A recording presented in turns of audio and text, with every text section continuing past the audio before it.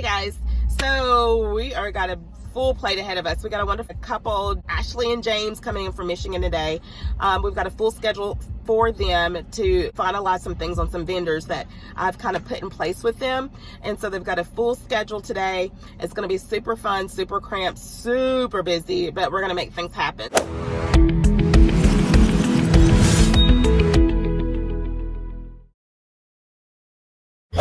Anyways, so things are lifting up in Tennessee. The restrictions are being lifted, so we're meeting clients. So today, you are going to go on a journey with me.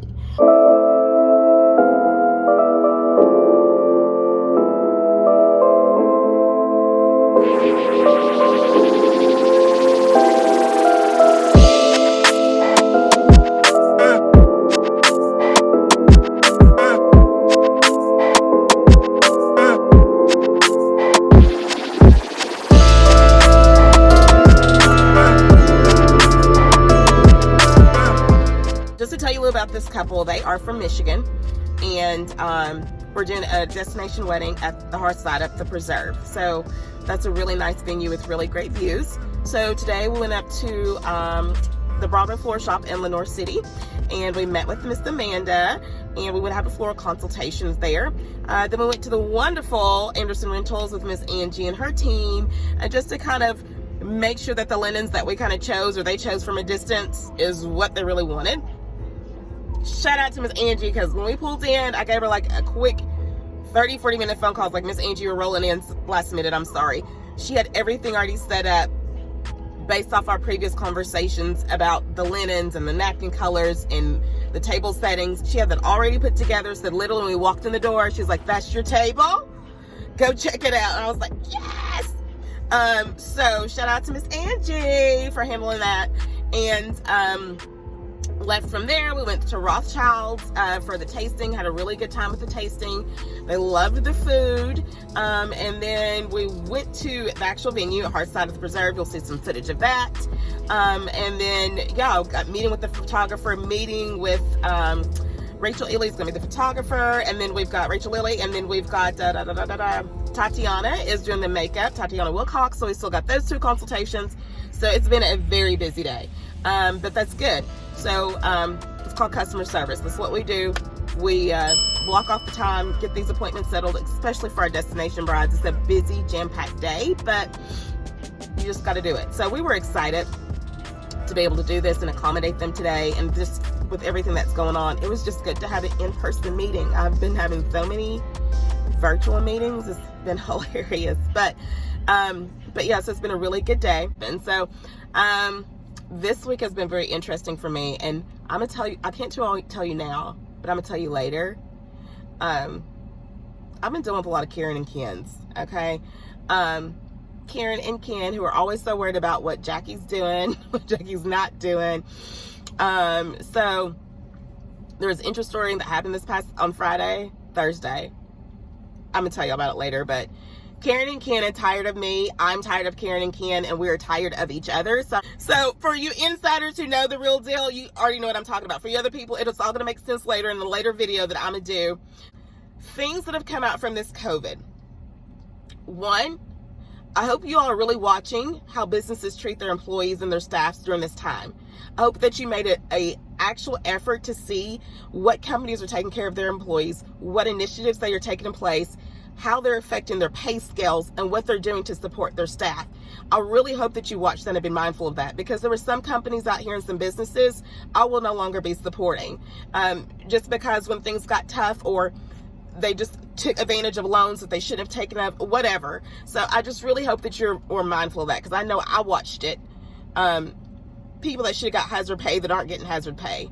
I mean, things of that nature. So it shows the bigger picture of the core of the company, the core of the organization, on what they did and how they handled this crisis, and what they did and didn't do for their employees and their staff. That's big to me. Secondly, for all you all who say this COVID thing was just a farce, and, you know, some people just, everybody's got mixed reviews and different opinions, and I completely understand it. But for personally, in my family, we were impacted by the COVID. You know, we've had a passing in my family from it. So I do take it serious, and it is real. Now, there may be some deaths that are being classified that really aren't COVID, but hospitals are being able to be compensated if they flag it for COVID. I understand that. And it seems like everything is being flagged for COVID. However, do take it seriously, because it is true and it is real, and it has ravished this country. And so stay vigilant still, and still be prayerful. The one thing I can say, that if this has been a learning moment for me and how I handle things from hence on forth, and one of those things is, during this time, I really just felt led that as my family, that we shall come together corporately and pray. So for the past month and a half, I want to say, my family, we've all joined, and we have a daily prayer call. And y'all, it has been amazing. It has been what my heart and my spirit needed, especially during this time where everything was uneasy and people are anxious and people are fearful and dealing with depression because of everything. They feel confined and everything that was going on. This prayer call has blessed me immensely. So I've got family from New York that were on the call, Chattanooga, Cookeville, Nashville, Indiana, Maryland. We had family from all over who joins this call every day, and we are literally spending time praying for each other, loving on each other, encouraging each other, and it has blessed me so much. It's given me peace about any and everything I've done. You know, sometimes I'm a wreck. I'm gonna be honest. Last year, the doctor prescribed me some Lexapro because I was working, and still am for now, a company, and I was just so full of anxiety because of the workload that literally the doctor was just like, I'm putting you on something. And I was like, no, I'm fine. And we're talking, and this may be a little TMI. I don't really know. I don't really care. But we're in the middle of an appointment, okay? And I'm literally laying on the table with my laptop. And she's like, what are you doing? I was like, oh, I gotta work. I gotta post this quote. And she's like, Jackie, what's going on with you? And she's like, you've got to stop. She's like, you came in here telling you have chest pains and heart. You've got to stop.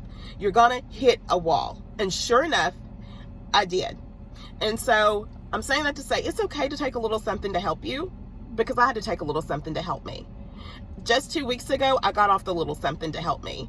And because I just made up in my mind, I'm not going to be bound by anxiety anymore. I'm not going to let things consume me in a way that it jeopardizes my sanity.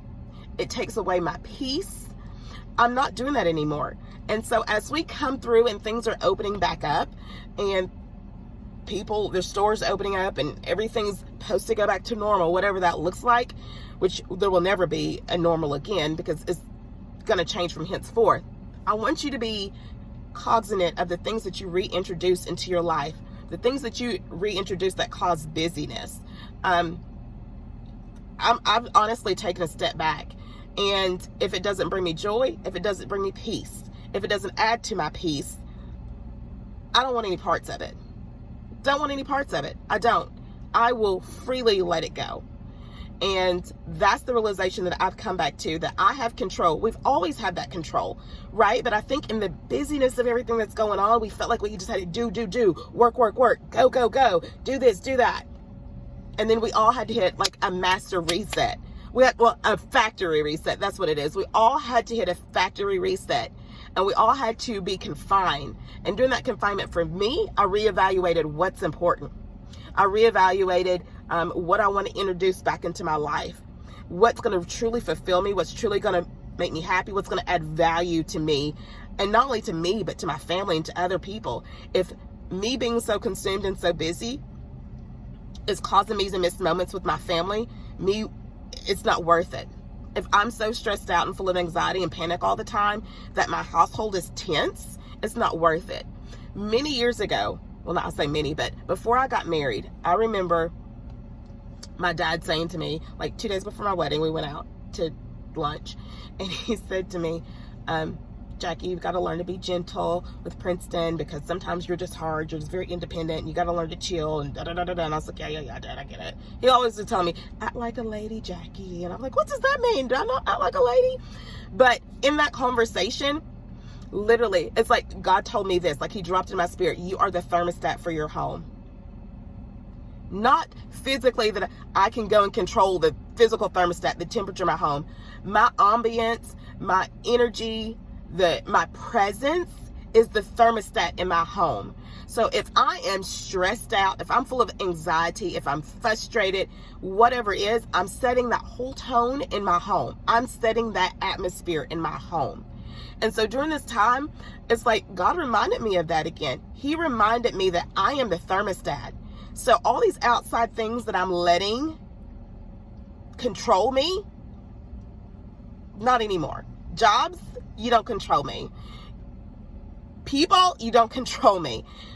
Ken and Karen, you don't control me anymore. Like, you have control. You can say no. And it's okay. It's okay to say no. So that's one of the good things that's come out of the COVID. The other good thing, the last thing that's coming out of the COVID, is like, it reminded me, and this really isn't so deep, but it is deep. Jackie, you can wash your own hair. Now listen, Lindas. I love Miss Whitney. Whitney, shout out to you, boo. Whitney comes to the house to get me together, and I love it. It's convenient for me. Like I told you, I don't want to really leave my house if I don't have to. Whitney comes and gets me together. But during this time, I've not been without Whitney. So it's like, oh my gosh, I gotta wash my hair. Yeah, I may sound spoiled, whatever. I don't care. But yeah, I've had to wash my own hair. And it was like, you can do it. Not that I want to, but what I can't get right is those curls that y'all do with the flat iron. Something about that flick of the wrist. I ain't got the flick of the wrist down just yet. I don't know how y'all do it, but I just need practice on that. But it's like, Jackie, you can wash your own hair. Jackie, you can do a whole lot of things. And I know it was convenient to have somebody else do it. But anyways, that's one thing I learned. Jackie, it's okay for you to wash your own hair. Anyways, can't wait for Whitney to come back. Because, yeah, some of you all posted on that video that we did, or that clip, Jackie, I like your haircut. Y'all told on yourself. I know y'all didn't watch that video, because if you watched that video, you would know that was a wig. That was Tony. This is Vanessa. I slept on Vanessa today, and y'all thought this was mine too. It's about my length of my hair. Yeah, well, when it's curled.